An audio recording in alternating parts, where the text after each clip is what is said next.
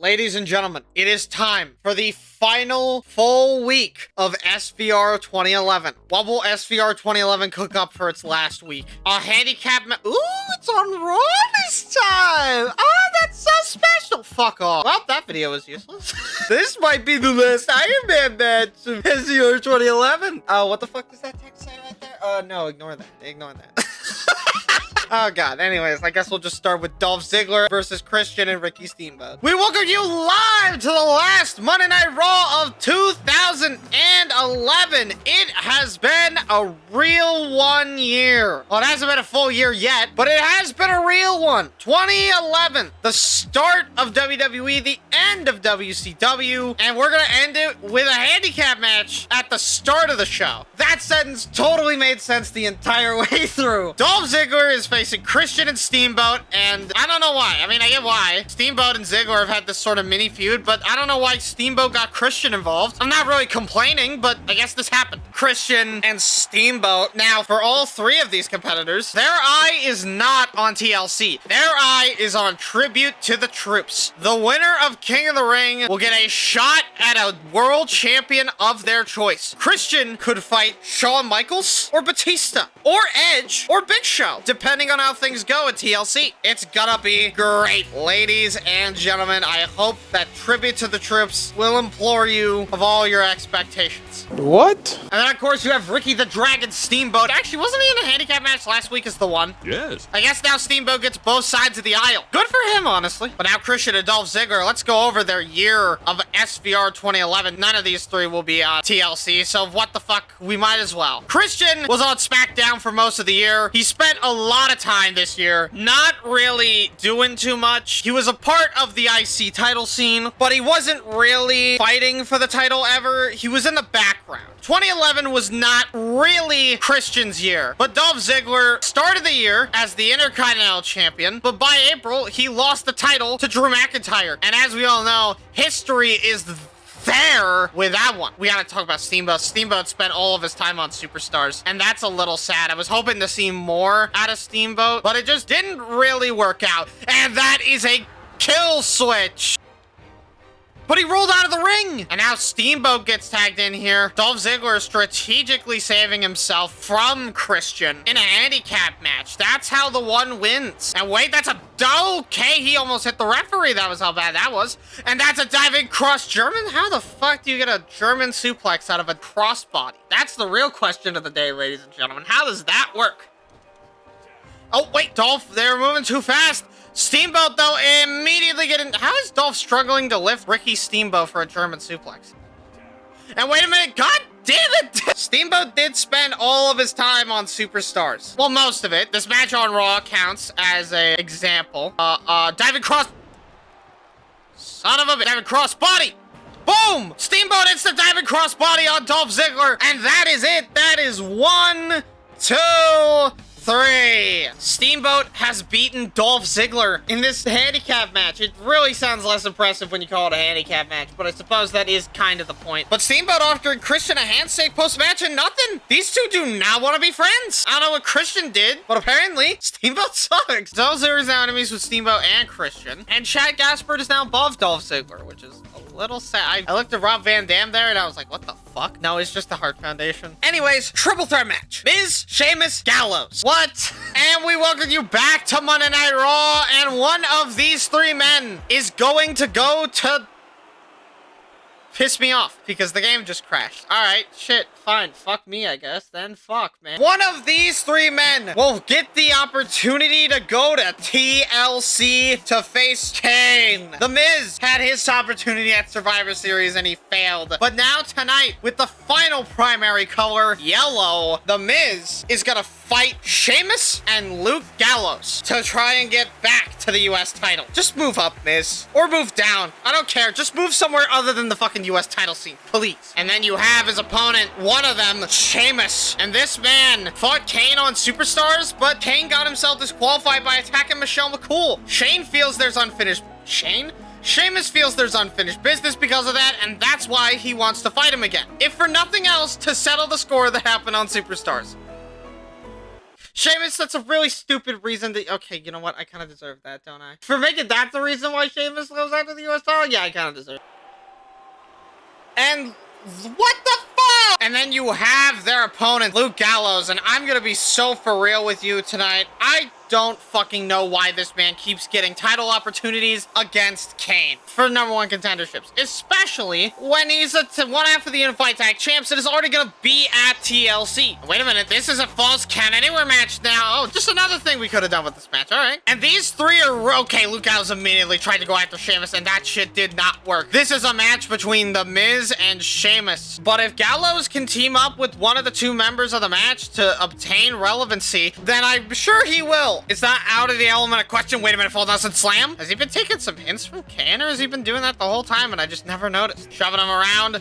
Gallows now taking out the competition. But I think he realizes that Sheamus is still the main threat at the end of the day. Oh my god, what the fuck? Oh my god! This is a weird thing to say, but I'm starting to think Gallows has got this. Oh wait, take those comments and turn them all the way back around. Sheamus is clawing it back. What the fuck? Damn, big boot! Wait a minute, Luke Gallows! Two-handed choke bomb! Sheamus is just sitting there. He's doing nothing. Sheamus is over the rope, gets the cover. Miz gets covered, and somehow Luke Gallows is going to face Kane at TLC. What is going on? In the upset of the century, Luke Gallows has just beaten Miz and Sheamus to go to TLC to face Kane. He's going to get destroyed. How the fuck is he going to win that? David and Goliath victory? I agree. The Miz is now below Sheamus and Kane, which is completely fucking valid. And it's... Well, guess what? I don't have to show you this one. Well... that was a match. It happened. Melina and Nikki Bella are enemies. Worse, because Nikki attacked Melina and nothing changed. So, hey, let's go into this Iron Man match. And in our main event, the Rated R Superstar is gonna face the Viper, Randy Orton, in an Iron Man match. Orton has been wanting to settle this for weeks. He wants Edge to know that he is better than him. And what way to do that? Then in an Iron Man match, baby. This man will have to prove that his all to fuck this fucking game. And then you have his opponent, Randall Keith Orton. This man has gotten no shortage of wins under his belt. Tonight he has to prove that against a former WWE champion, he can go. And then maybe, just maybe, he can beat Shawn at the Rumble. Or after Tribute to the Troops, depending on what happens. This match for these two is less about the victory and more about the lack of representation for Orton. Orton, unlike everybody else in the world title scene, has had to jump through hurdle upon hurdle upon hurdle upon hurdle of missed opportunity for no reason. Orton feels like he's being punished by the higher-ups for something he doesn't even know was bad. For his past? For what? With Batista being gone, he thinks that's the only reason he's even in the position that he's in. Because Batista won the World Heavyweight Championship over on SmackDown. Well, clearly, he meant something to somebody. But Orton is starting to think about if he means anything to Raw's general manager. And the answer is likely yes, but not right now. I mean, Orton is a multi-time WCW champion. It's evident in the sprinkling of the sheets. Orton stomping on every part of Orton that could possibly matter. And that, ladies and gentlemen, is an RKO. Orton has just proven that he can beat Edge any day of the goddamn week. 1, 2, 3. And he didn't even have to do anything to prove it. He just had to be better. Yeeting the steps in the ring. Grabbing a steel chair. Here we go. Okay. Orton wants this man dead. The butt bomb on the standing Edge. That's gotta hurt. That's a... God damn it, dude. And that's a flip over. Edge is proving that he's not all pushover. Orton's in a bad position. Is this an even... This seems like it's an even matchup. Orton is struggling to keep Edge down. Orton... God damn it, I did too much. Wait a minute. Orton, what the... That's what that gets replaced by? An arm wrench? So if you try to do the punt kick on the outside, instead of giving you like a different punt kick animation where he just backs up, oh god, into the steel steps, they instead just make it an arm wrench. Yeah, sure, fine. Look, makes sense to me. That totally makes sense. I like it. In fact, I want it to continue.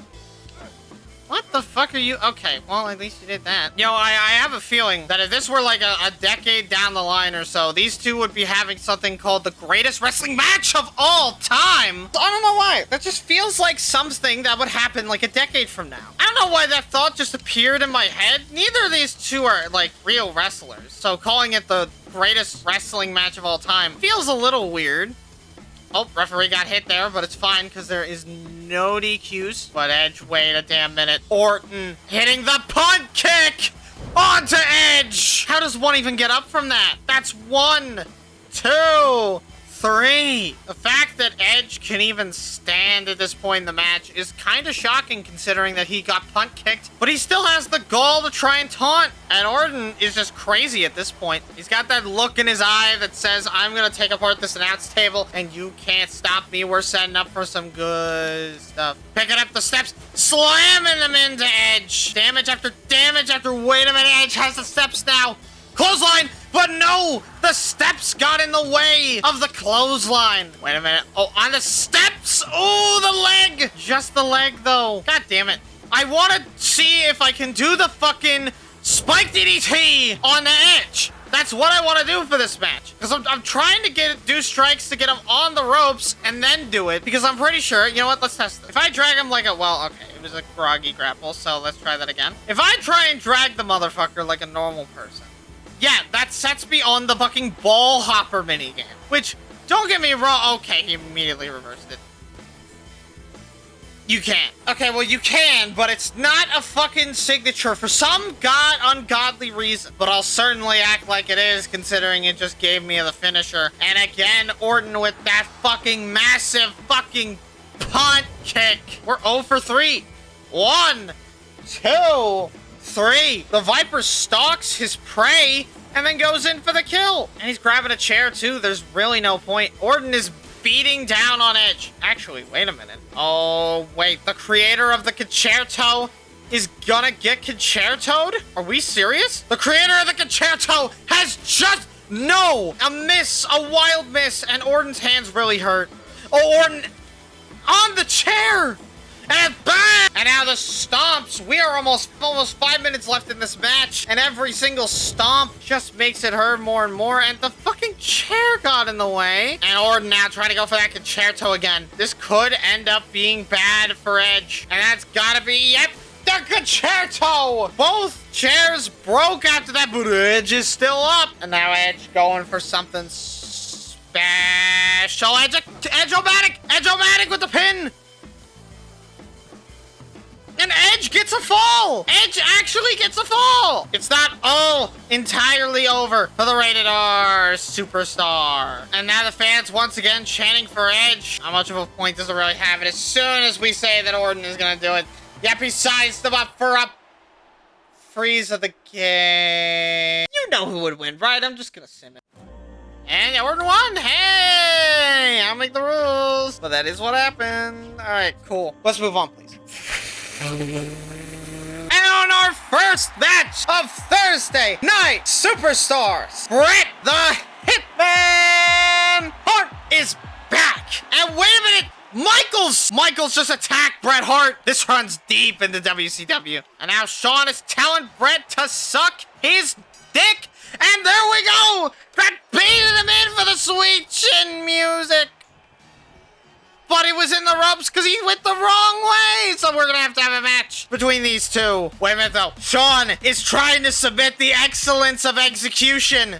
He's trying to tap out Bret Hart.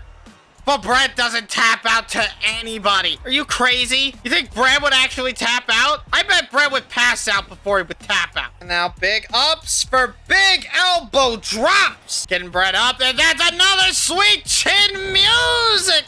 And that has got to be it. And that's 1, 2, 3. Shawn Michaels has defeated Bret the Hitman Hart. Hey, I'm proud of myself. I didn't make it a submission match so that Bret got screwed and left the company. I'm glad I didn't repeat history like Vince really wanted to do. Brett and Shawn's relationship got worse because it's fucking Brett and Shawn goddamn Michaels. And for the first time on a random episode of Superstars, Michelle McCool is putting her Divas title on the line against Melina. Why? Honestly, I have no idea. But God damn it, why do you have yellow shit on? You're gonna join the Nexus? Well, Michelle McCool is throwing Melina back into the ring. She got attacked by Nikki Bella. She's got attacked by Michelle now. But a power bomb. Why is Michelle going for power bombs? Rolling out of the ring. Smart strategy by Michelle. And that is a faith broken.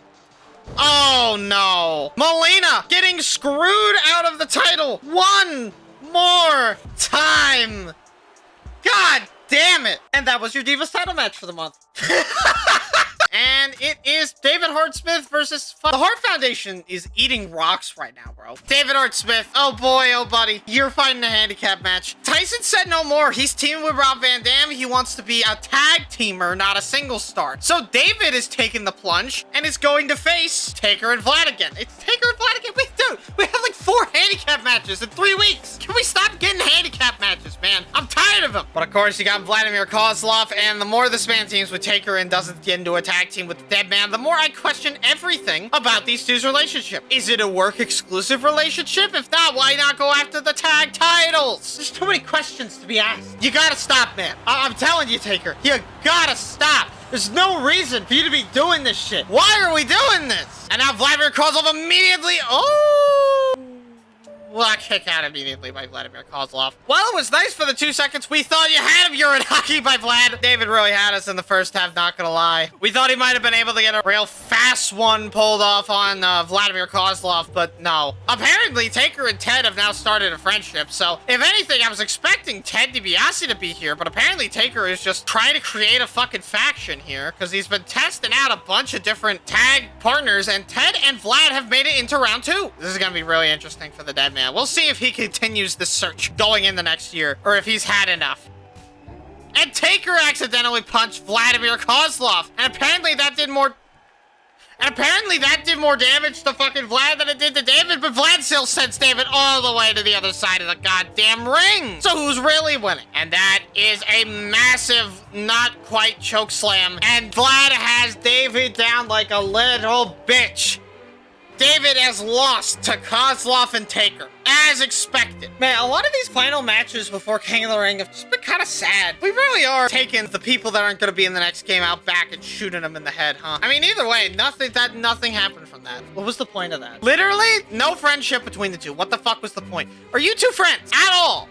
No, but Ted got to be off of one match. That makes total sense. What the fuck? If this becomes another Iron Man match, I will legitimately punch someone in the face, but whatever. It's Taker versus JTG time. Let's get it. Are we trying to kill this man? We're live on SmackDown in Tulsa, Oklahoma, and JTG has to face The Undertaker. I don't know if you know anything about The Undertaker, but he's a former multi-time World Heavyweight Champion. And the game decided to crash. Well, that's great. As I was saying, a former World Heavyweight Champion as early as SummerSlam, JTG is fucked. D-O-N-E fucked. What the fuck is JTG gonna do? Be so for real. And then, of course, you have the dead man. Some would even say the dead man walking. The smoke is cleared. The inferno dissipates at some point. But Taker, sprinting down to the ring, attacks JTG. I knew something was up from the second that JTG came out first. That's all I'm gonna say, and that's a goddamn choke slam. And yep, Taker, that's weird. Why is he giving JTG his last ride? That's gotta be it. That is 1, 2, 3. JTG has lost to Taker in record time. Holy shit. Why'd I censor? Motherfucker, I ain't monetized. Well, I gotta worry about. That made Taker and JTG have a worse relationship, and that made Taker go above, I assume, JTG and Big Show. Speaking of... No, there's no unique transition for that. It's Beth Phoenix versus Layla with Maurice. And in our second match of the night, the women's champion is showing up just a couple days before... Well, okay, this time she's not putting her title on the line because it's not against the number one contender, but Beth Phoenix has got no eyes. And God damn it, this has happened quite a few times. We need to get rid of this skinwalker. Probably problem. But Beth Phoenix is facing Layla with Maurice. I didn't think those two would be a tag team, but here we are. And Beth has one green line under... Okay, god damn it. And then, of course, you have her opponent, Layla, and that's orange and black. You know, this attire design looks really fucking good. Such a shame that Layla only showed up fucking once this month. Also, I just realized this episode is not even 45 minutes yet. This episode of all the referees been taken out. This is probably the shortest episode of the Ultimate Universe mode, and it's the go-home show for fucking TLC. Russian leg sweep. Are we real? Are we for real? I can be as serial as you want me to be. Oh, wait, Layla takes out Beth. And now Layla going the one step further, punching her directly in the face from the top rope. And wait a minute, scratch in the eye, and that's a massive kick. Oh my god, how is anyone alive after taking that? Many people would die for that kick, and that is a massive Layla neck breaker. Holy shit. Orange, 1, 2... Layla has just beaten the women's champion. Wow. And Layla and Maurice have won. This may not be late cool, but I suggest a friendship that may blossom in the future. Just make sure it's not like the Bella twins where you lose every single night to one person. How do you not go up when you literally beat the champion? And in our next match, the Hart Foundation, Rob Van Dam and Tyson Kidd. Holy shit, this is such a weird pairing. You know, I never really noticed it before. Jericho and Vance wasn't all too weird to me. It felt semi-natural. Jericho has a knack for taking in the most random of people under his wing. But RVD and Tyson Kidd, this is fucking weird. And the best part is that his attire doesn't look unnatural either. It actually looks pretty clean. It even has a little bit of pink and red in there, just for the fuck of it. But then, of course, you have their opponents, the Actor Collective, Mark Henry in particular. This man is probably only a couple steps away from fighting for the IC title against Primo or Cody, depending on who wins at TLC. And honestly, good for Mark Henry. It's a really bad thing for Primo because it means that his title reign is under some serious jeopardy if Cody and Mark Henry are his two next opponents. And then you have Mark's tag team partner, one half of the Acronym Collective. That's right, it is Matt Hardy. Now, something I noticed is that they beat Taker and Ted, but they lost to the Acronym Collective on Superstars. So the Acronym Collective gonna pull out another big win over Tyson Kidd and RVD? Or is the Hart Foundation gonna help them win this time? I'm kind of curious. Let's see. And now Tyson Kidd immediately kicking the face into Mark Henry. Taking out Mark Henry as early as possible is always a good indeed strat because you never know what Mark Henry can do to you. He could throw you halfway across the ring, or he could stomp on your balls, or, you know, he could do a lot of things. Not a lot is going for you when you face Mark Henry. He's got to hit it. Yes, he hits it. That's the thing. Fumbler Matt. No! And wait, he turns directly into a neck breaker, but it's too late. Now RVD's being called in to help. And this is a much more fair matchup. As I said on Superstars last week, these two are a much more evenly matched matchup. Mark and Tyson Kidd, no. This is now a much more unfair matchup in my personal opinion. But these two have also known each other for a lot longer than some of the other people in this match. So it is very much more likely that these two are actually going to put on a decent showing. Especially if Rob Van Dam does that. That's a whisper in the wind. Holy shit. So then what's the other thing called? I accidentally went after Mark. I made a steak. A steak? Yes. And Mark is down 2. And the back of your mind, that's a massive move. I still don't know what the fuck that's called. Wait, he takes out the ref completely on accident. Rob Van Dam now has to pretty much stall for time until the referee gets back up. And now, wait a minute, that's a rolling thunder. And the ref is back up just in time. He's yelling at him, but he's doing the frog splash anyways. Sending Mark Henry down to the floor, covering Matt Hardy. That's 1, 2, 3. And Mark barely got back in the ring. At the count of 3, the Hart Foundation is going to TLC. Zach now is above Mark, and Mark is now below MVP and Vance Archer. Well, I think Mark hates that. Anyways, it's Big Show versus Primo. Again, if this is another Iron Man match, I will shoot somebody.